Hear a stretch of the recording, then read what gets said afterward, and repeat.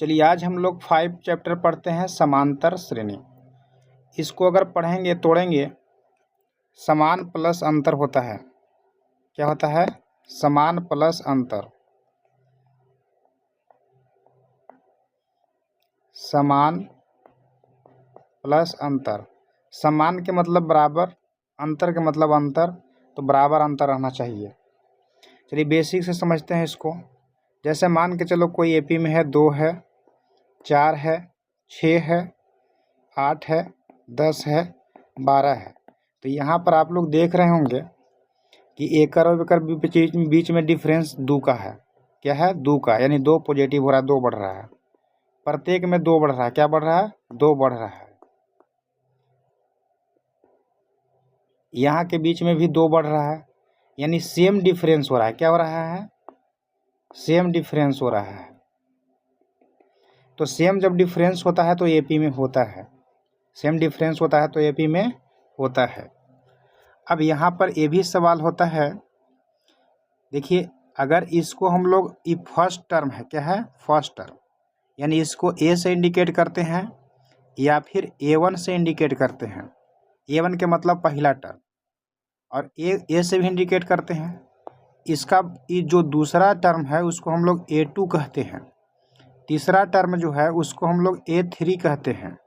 चौथा जो टर्म है उसको A4 कहते हैं। पांचवा टर्म A5 कहते हैं। छठा टर्म A6 कहते हैं। अब अगर कुछ लास्ट में हम मान के चलो 20 दे दिया तो इसको हम लोग AN टर्म कहते हैं, यानी लास्ट टर्म कहते हैं। क्या कहते हैं? Last term. क्योंकि मान लीजिए 12 तक तो पता है कि लगातार है, 20 कैमा टर्म होगा वो तो पता नहीं है। तो ये जो होता है ये A1, A2, A3, A4, A5 के रूप में रहता है। तो हम लोग कभी भी अगर सार्व अंतर ज्ञात करते हैं, सार्व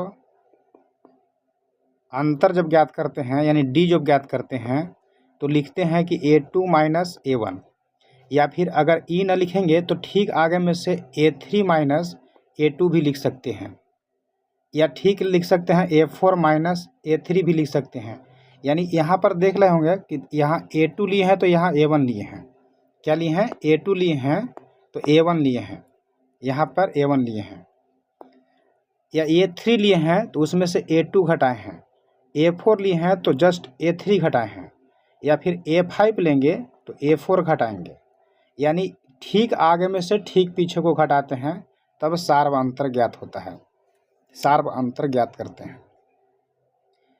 चलिए अब AN जो टर्म होता है, AN का फॉर्मूला जो होता है, तो AN बराबर फॉर्मूला होता है A plus AN minus 1 into D.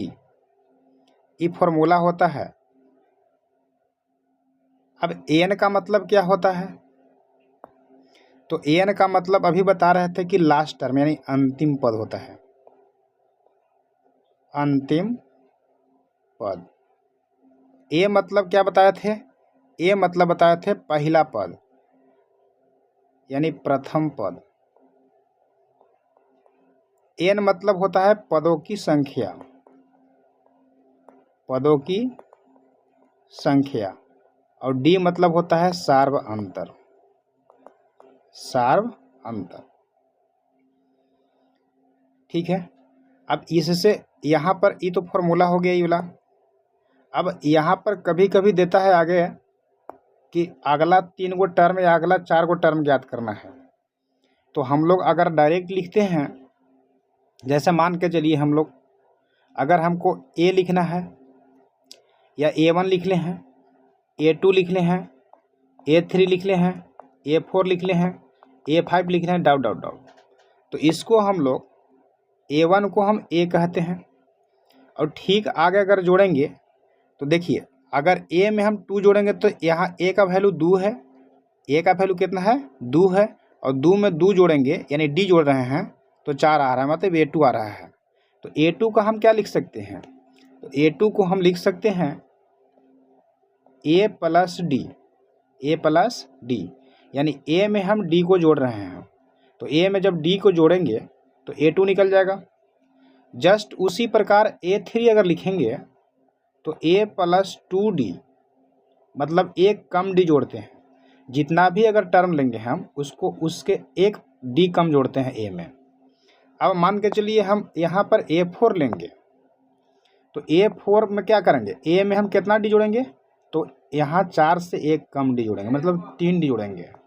5 में A+4D करेंगे, समझ में आ गया। तो ई डी का वैल्यू ऐसे ही करते हैं, यानी अगला टर्म ऐसे ही लिखते हैं।